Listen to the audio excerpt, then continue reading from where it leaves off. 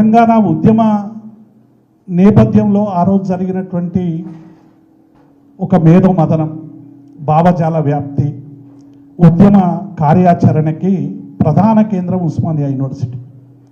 ఈ యూనివర్సిటీలో జరిగినటువంటి అనేక కార్యక్రమాలు తెలంగాణ ఉద్యమానికి ఎట్లా ముందుకు తీసుకుపోయినాయో ఇవాళ మనం మళ్ళీ తెలంగాణ తెచ్చుకున్న తర్వాత తెలంగాణ కేసీఆర్ గారి నాయకత్వంలో ఒక విశాల ప్రజా ఉద్యమంలో అందరం పాల్గొని తెలంగాణ తెచ్చుకొని 10 ఏళ్ళు తనలాడి తెలంగాణను అభివృద్ధి పథంలోకి తీసుకుపోయి ఏదో ప్రజలకు అందరూ కూడా సుఖ సంతోషాలు ఇవ్వాలనేటువంటి ఒక నేపథ్యంలో 10 ఏళ్ళు సాగినటువంటి పరిపాలన తర్వాత ఈ 17-18 ఏళ్ల పరిపాలనలో ఎటుపోతున్నది తెలంగాణ, ఎట్లయితున్నది తెలంగాణ అనేటువంటి ఒక మదన పడుతున్నటువంటి సందర్భంలో ఈ సెమినార్ జరపడం ఉస్మానియా యూనివర్సిటీలో ఇది ప్రారంభం. తెరలు చేద్దామనుకున్నటువంటి తెలంగాణకు డెఫినెట్గా సరైనటువంటి గుణపాఠం చెప్పడానికి ఇది ప్రారంభం అనేటువంటి విషయాన్ని నేను ఈ సందర్భంగా గుర్తు చేస్తాను. అందుకే ఉస్మానియా యూనివర్సిటీకి ఒక నేపథ్యం ఉంది. ఉస్మానియా యూనివర్సిటీ అంటే అనేక సామాజిక ఉద్యమాలకి, అనేక ప్రపంచవ్యాప్తంగా జరుగుతున్నటువంటి పోరాటాలకి, దేశవ్యాప్తంగా జరుగుతున్నటువంటి పోరాటాలకి, ఈ రాష్ట్రంలో జరిగినటువంటి అనేక పోరాటాలకు కూడా వారికి అవసరమైనటువంటి శక్తినిచ్చింది, అవసరమైనటువంటి వీరులనిచ్చింది, అవసరమైనటువంటి త్యాగాలను చేసింది ఉస్మానియా యూనివర్సిటీ. కాబట్టి ఉస్మానియా యూనివర్సిటీ అంటేనే తెలంగాణ ప్రజలకి ఒక ఆరాధ్య దైవంగా నేను ఈ సందర్భంగా మీ అందరికి కూడా గుర్తు చేస్తాను. కాబట్టి ఈ సెమినార్ అనేటువంటిది ఇవాళ అశోక్ గారు పెద్దలు, ఎందుకంటే జగదీష్ అన్న చాలా వివరంగా మాట్లాడాల్సినటువంటి అవసరం ఉంది. ఎందుకంటే ఈ 10 ఏళ్ల పరిపాలనలో నేను చెప్దామనుకున్న జగదీష్ అన్నను చాలా విషయాల్లో బీట్ చేయొచ్చు. మంత్రులు ఇవాళ సంక్షేమ పథకం 150 ఉంటే 200 చేయొచ్చు. ఇంకొక ఆయన 15,000 రుణమాఫీ ఉంటే 20,000 చేయొచ్చు. ఇంకొక ఆయన బీమా 1,00,000 నుంచి 2,00,000 చేయొచ్చు. ఇంకొక ఆయన ఇంకేమైనా చేయొచ్చు. కానీ జగదీష్ అన్న కాలంలో 24 గంటల నిరంతర విద్యుత్తును బీటి చేయడం తెలంగాణ చరిత్రకు సాధ్యం. ఎందుకంటే 25 గంటలు ఉండదు కాబట్టి 24 గంటలు విద్యుత్తును సాధించుకున్నాం. ఎట్లా సాధించుకున్నాం? నిరంతర వెలుగులు. ఆనాడు మనం అందరం కూడా అనేక సందర్భాల్లో పల్లెటూళ్ళ నుంచి వచ్చినటువంటి వాళ్ళం, వ్యవసాయ కుటుంబాల నుండి వచ్చినటువంటి వాళ్ళం, కరెంటు లేక మనకున్నటువంటి కష్టాలని, కరెంటు లేక మన జీవితాలు బుగ్గిపాలైనటువంటి నేపథ్యాన్ని ఈ 10 ఏళ్లలో అపూర్వ విజయం సాధించినటువంటి విషయంలో ముఖ్యమైనటువంటిది అది మన ఉద్యమకారుడు జగదీష్ అన్న చేతిలో ఆ విద్యుత్ శాఖ రావడం, కేసీఆర్ గారి మార్గదర్శనంలో నిరంతర విద్యుత్ ఇవ్వడం. ఇవాళ ఎక్కడికి పోయినా విద్యుత్ విషయంలో కరెంట్ ఇట్లా మలిగిపోగానే అయ్యో కేసీఆర్ పోయిందని మాట ఎందుకు వస్తుందంటే 24 గంటల విద్యుత్తును తీసుకొచ్చినటువంటి గొప్ప విజయాన్ని సాధించినటువంటి తెలంగాణ. ఇవాళ తెలంగాణ మీద ఎవరెన్ని మాట్లాడినా విద్యుత్ విషయంలో కానీ, సాగునీటి విషయంలో కానీ, తాగునీటి విషయంలో కానీ ఇవాళ ఈ అద్భుతం ప్రపంచానికే ఒక రోల్ మోడల్గా ఉందనేటువంటి విషయాన్ని నేను ఈ సందర్భంగా గుర్తు చేస్తాను. కాబట్టి డెఫినెట్గా ఓయూకున్నటువంటి ఒక చారిత్రక నేపథ్యం ఇవాళ జరుగుతున్నటువంటి పరిణామాలని డెఫినెట్గా మళ్ళీ మనమే మొదలు పెట్టాలి. మరి ఈ సమావేశం మరి జగదీష్ అన్న ఏ ఆలోచనతో జగదీష్ అన్నని ఇక్కడికి అందరూ ఆహ్వానించారో మీ మిత్రులందరూ కూడా డెఫినెట్గా దీనికి ఒక సార్థకం ఉంటుంది. ఇక్కడ నుండి మన ఆలోచనలు వెదజల్లేటువంటి ఒక కార్యక్రమం మొదలవుతుంది అనేటువంటి విషయాన్ని నేను ఈ సందర్భంగా మీ అందరికీ కూడా పేరుగా గుర్తు చేస్తా ఉన్నా. రెండవది నీళ్లు, నిధులు, నియామకాలు. ఈ సబ్జెక్టే తెలంగాణ, అందుకే మన చారిత్రక నేపథ్యం అన్న. మన తెలంగాణ తీసుకురావడానికి కూడా ఈ మూడే ట్యాగ్ లైన్. నీళ్లు కావాలి, నిధులు కావాలి, నియామకాలు కావాలి. ఈ మూడిట్లో మనం అద్భుతమైనటువంటి విజయాలు సాధించాం. అందులో ప్రధానమైనటువంటిది నియామకాలు. నీళ్లు, నిధుల గురించి ఎంకన్నా చెప్పిండు, జగదీష్ అన్న కూడా మాట్లాడతాడు, అశోక్ గారు కూడా మాట్లాడతారు. నియామకాలకు సంబంధించి నియామకాలు అనేటువంటి విషయంలో మనం చాలా విద్యార్థులం కానీ, ఉద్యోగులం కానీ, మొత్తం సబ్బండ వర్గాలు కానీ ఆనాడు ఉన్నటువంటి పరిపాలనలో సరైనటువంటి అవకాశాలు లేవు. మన రాష్ట్రం మనం తెచ్చుకొని మన ఉద్యోగాలు మనకు కావాలనేటువంటి దీంతో కొట్లాడినా. నేను తెలంగాణ ఎన్జిఓ సంఘం అధ్యక్షునిగా ఉన్నప్పుడు ఆదిలాబాద్ జిల్లాకు సందర్భంగా మీటింగ్ పోయినప్పుడు ఆదిలాబాద్ జిల్లాలో ఉన్నటువంటి ఉద్యోగుల సమావేశం నిర్వహించేటువంటి సందర్భంలో అసిస్టెంట్ స్టాటిస్టికల్ ఆఫీసర్ అనేటువంటి పోస్టు, ఏఎస్ఓ పోస్ట్ అనేటువంటిది ఒకటి ఉంటుంది. అది జోనల్ పోస్ట్. ఆ జోనల్ పోస్టుకు సంబంధించి ఆ జోన్ ఏంది, ఆదిలాబాదు, ఖమ్మం, వరంగల్ ఈ 3 కలిపి ఒక జోన్. 66 మందితో సమావేశం ఏర్పరిచి ఇందులో ఆదిలాబాద్ వాళ్ళు ఎవరున్నారో ఇవ్వండి అని మేము, ఎందుకంటే అక్కడ గోండ్ల శాతమైన, కోలాంల శాతమైన, బీసీలు కానీ మిగతా చాలా అంశపడినటువంటి వర్గాలు, ఆధిపత్యానికి గురవుతున్నటువంటి వర్గాలకి ఒక ప్రధానమైనటువంటి జిల్లా ఆదిలాబాద్ జిల్లా. 66 మందిలో ఏ ఒక్కరు కూడా ఆదిలాబాద్ వాళ్ళు లేరు. ఎంత విషాదం చూడు. తన ప్రాంతంలోనే తాను ఉద్యోగం చేయలేనటువంటి ఒక అనివార్య స్థితికి నెట్టబడ్డటువంటి సమాజం. అందుకే ఈ జోన్ల అస్తవ్యస్తం 6 జోన్లుగా విభజించి, రకరకాలుగా విభజించి, పోస్టులన్నీ కూడా ఎండిఓ పోస్ట్ అనేటువంటిది మామూలు పోస్టు, దాన్ని తీసుకుపోయి ఎక్కడనో ఆర్డీఓ స్థాయి పోస్టు పెట్టి రకరకాలుగా సమస్యలు సృష్టించేటువంటి ప్రయత్నం చేసి, కాబట్టి నియామకాలకు సందర్భంలో ఒక అద్భుతమైనటువంటి విజయం ప్రపంచంలో కానీ దేశంలో కానీ ఎక్కడైనా కూడా స్థానికులకు ఉద్యోగాలు దక్కాలి. స్థానికులకు ఉద్యోగాలు దక్కాలంటే ఆనాడు ఉన్నటువంటి రేషియో ఏదైతే 70-30, 60-40, 80-20 అనేటువంటి దాన్ని అవి ఓపెన్ కోటానంతా కూడా నాన్ లోకల్ కోటాగా మార్చి అనేక మందిని తెలంగాణలో డంప్ చేసి రకరకాలుగా ఇతర ప్రాంతాలకు సంబంధించినటువంటి వాళ్ళందరినీ కూడా ఇక్కడ తెచ్చి వేలాది మందిని స్థానికులను కానటువంటి వాళ్ళని నియమించి ఈ ప్రాంత నిరుద్యోగ యువకులకు దూరం చేసినటువంటి ఒక వ్యవస్థను మార్చాలని ఆ రోజు కేబినెట్ నిర్ణయం తీసుకొని కేసీఆర్ గారి నాయకత్వంలో సాధించినటువంటి గొప్ప విజయం స్థానికులకు 95% రిజర్వేషన్లు అనేటువంటి విషయాన్ని నేను ఈ సందర్భంగా గుర్తు చేస్తాను. ఇది మనం చాలా పెద్దగా ప్రచారం మనకు జరగలేదు, ఎందుకంటే స్థానికులకు ఉద్యోగాలు దక్కాలని కొట్లాడినాం తప్ప స్థానికులకు 95%. ఇలా కేసీఆర్ ఉండొచ్చు, మొన్న ఇలా ఇంకొక ఆయన ఉండొచ్చు, తెల్లారి ఇంకొక ఆయన రావచ్చు, కానీ 95% రిజర్వేషన్ను మార్చేటువంటి శక్తి ఎవరికి ఉండదనేటువంటి విషయాన్ని నేను ఈ సందర్భంగా గుర్తు చేస్తాను. కానీ ఒక అద్భుతమైనటువంటి ఆ 95% వల్ల ఏమైంది, చాలా ఉద్యోగాలు స్థానికులకు దక్కాల్సినటువంటి ఉద్యోగాలు కూడా జోనల్గా మార్చేటువంటి పద్ధతి. స్థానిక ఎల్డీసీ పోస్టులు లేకుంటే కింద సబార్డినేట్స్ పోస్టులో కూడా ఆ జిల్లాలో దొరకకుండా 20%లో తీసుకొచ్చి నింపినటువంటి సందర్భాన్ని ఇప్పుడు 95% ఆదిలాబాద్ పోస్టులు ఆదిలాబాద్కే, కొమరం భీం పోస్టులు కొమరం భీంకే, నల్గొండ పోస్టులు నల్గొండకే అని ఒక అద్భుతమైనటువంటి సంస్కరణలు తీసుకొచ్చినటువంటి పరిపాలన, 10 ఏళ్ల పరిపాలన అనేటువంటి విషయాన్ని నేను ఈ సందర్భంగా గుర్తు చేస్తాను. చాలామంది ఏం జరగలేదు, ఏమీ కాలేదు అనే దుష్ప్రచారం చేసేటువంటి శక్తులకు అందరికి కూడా మనం చాలా స్పష్టంగా చెప్పాల్సినటువంటి అవసరం ఉంది. ఇది ప్రచారం చేయాల్సినటువంటి అవసరం. ఈ 95% రిజర్వేషన్లు దక్కించుకున్నటువంటి వాళ్ళందరం కూడా ఇవాళ కేసీఆర్ గారి పరిపాలనలో మాకు ఈ న్యాయం జరిగింది, 24 గంటల కరెంటు ఎంత అద్భుతమైనటువంటి విజయం సాధించడమో అదే రీతిలో నియామకాల్లో 95% స్థానికులకు రిజర్వేషన్. అది 27 రాష్ట్రాలు, మీరు ఏ రాష్ట్రంలో తీసుకున్నా, ఎందుకంటే అఖిల భారత ప్రభుత్వ ఉద్యోగుల సమాఖ్య నేతగా నేను 27 రాష్ట్రాల్లో కూడా అనేక సందర్భాల్లో పర్యటించడం, ఎక్కడ కూడా స్థానికులకు రిజర్వేషన్ అనేటువంటి ఇంత అద్భుతమైనటువంటి విజయాన్ని సాధించినటువంటి రాష్ట్రం లేదు. అది కేవలం టీఆర్ఎస్ వల్లనే సాధ్యమైంది, కేసీఆర్ వల్లనే సాధ్యమైంది అనేటువంటి విషయాన్ని నేను ఈ సందర్భంగా గుర్తు చేస్తా ఉన్నాను. రెండవది, అసలు నియామకాలే జరగలేదు. ఇవాళ ఎవరు మాట్లాడినా చాలామంది కూడా చాలా రకాలుగా కాంగ్రెస్ పార్టీ నాయకులందరూ కూడా ఒక అబద్ధాన్ని, ఇంతకుముందే గోబెల్స్ ప్రచారం అని మా నర్సన్ ఎట్లయితే యాడ్ చేసిండో గోబెల్స్ను మించిపోయింది ఇవాళ కాంగ్రెస్ పార్టీ ప్రచారం చేయడంలో.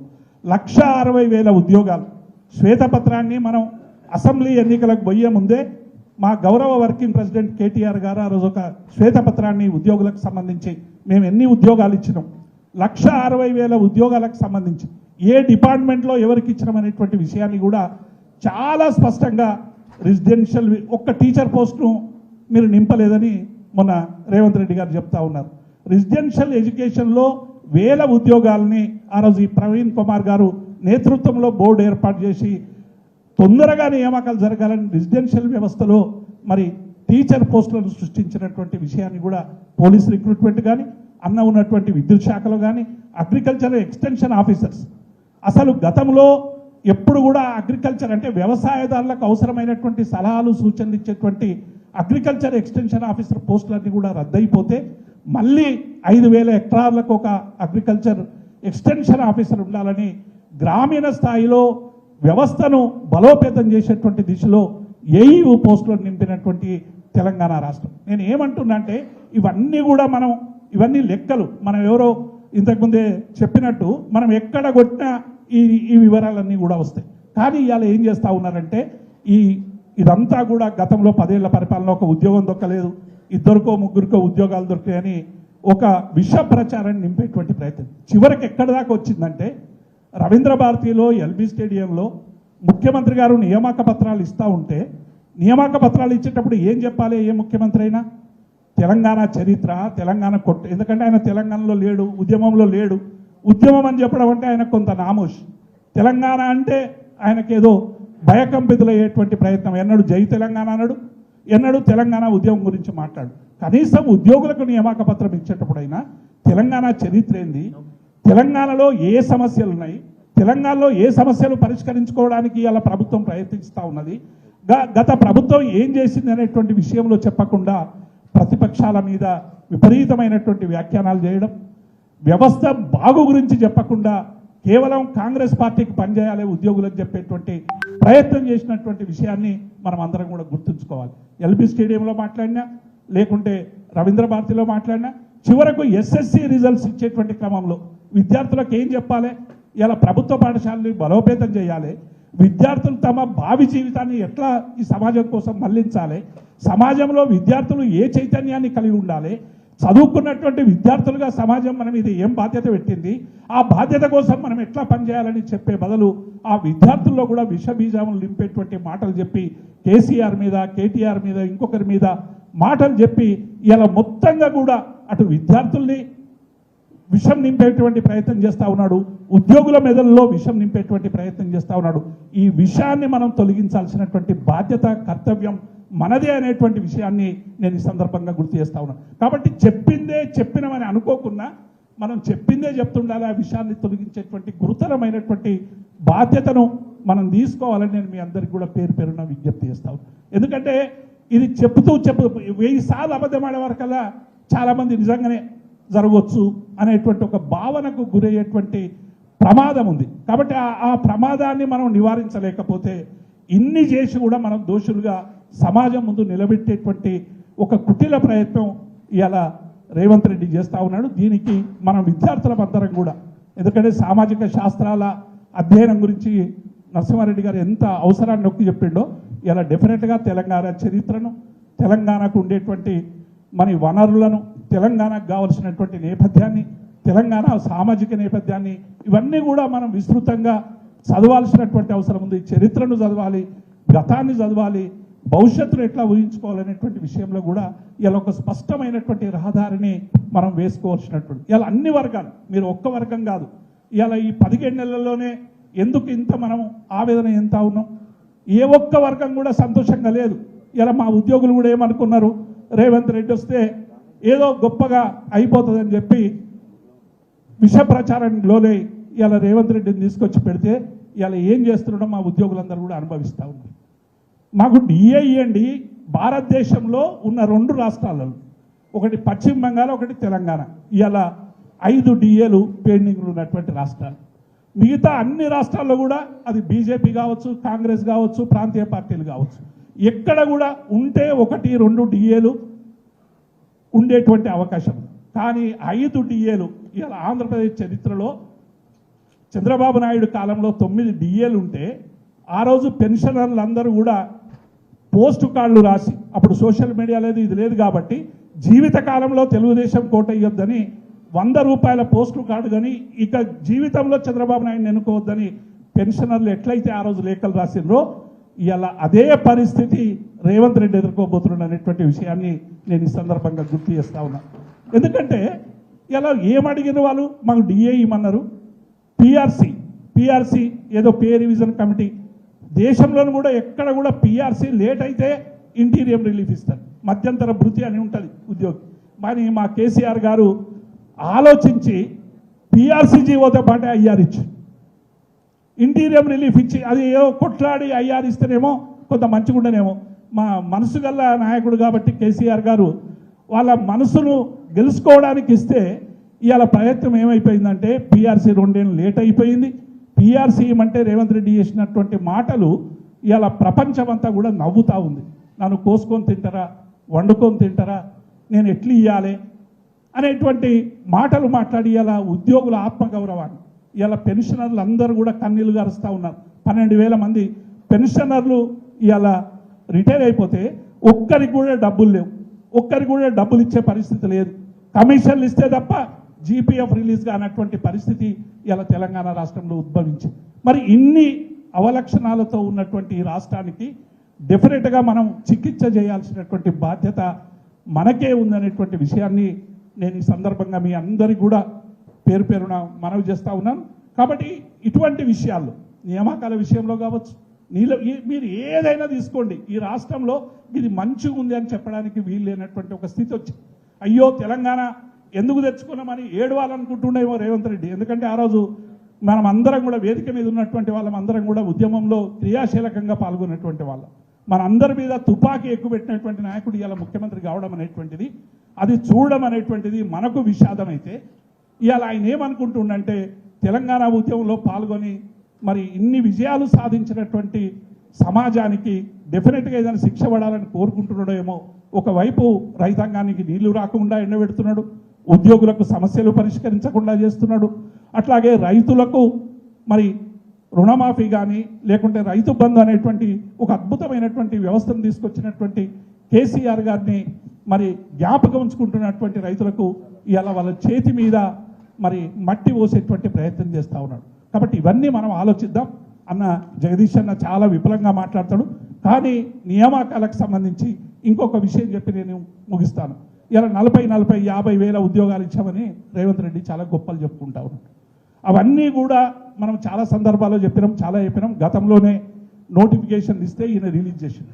మరి ఒక సంవత్సరంలో వచ్చిన 6 నెలల్లోనే నేను 60,000 ఉద్యోగాలు ఇచ్చినని చెప్పుకునే రేవంత్ రెడ్డి మరి 17 నెలలకు సంబంధించినటువంటి అంశమే. నువ్వు చెప్పిన కదా 2వ సంవత్సరం 60,000 అంటే కేసీఆర్ గారు చేసినటువంటి నోటిఫికేషన్లు అన్నీ కూడా ఆ రోజు పెండింగ్లో ఉండడం వల్ల నువ్వు ఇచ్చినవు తప్ప కొత్తగా ఇయ్యాల నియామకాలు ఏమీ జరుగుతలేవనేటువంటి మాట వాస్తవం. రెండవది, ప్రభుత్వ ఉద్యోగాలు ఎన్ని ఉంటాయి? మొత్తం జనాభాలో 2% మించి ఉండవు.